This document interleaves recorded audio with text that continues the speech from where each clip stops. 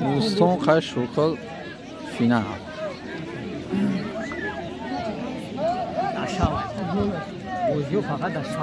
آخر نیچه شد 0-0 بعد 11 میزنن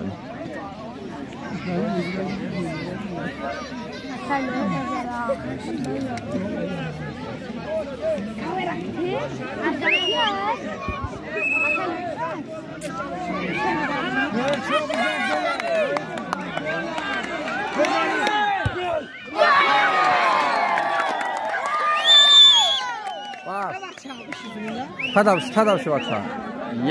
یک نول با فایده بوستون با فایده شرکل ها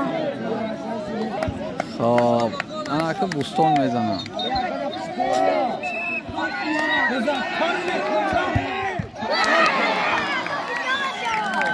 یک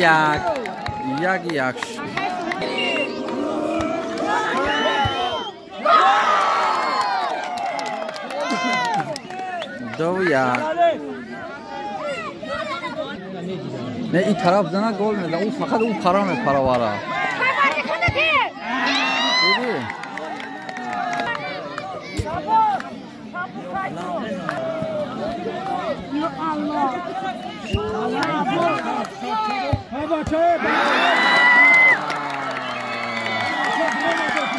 شرکل یک طرح نتونیست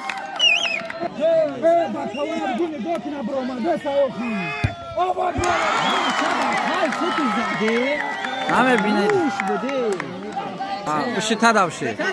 ریشهش توپی شرکل بزنه بو میزنه اگر نزنه شرکل بایدو شرکل تعریف کردیم بایدو همه قدر چمپیونات انگلیا در بوستون با آخر رسید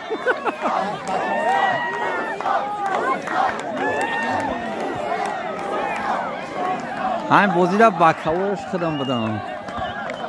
تازه به یکون جنگ دا او بود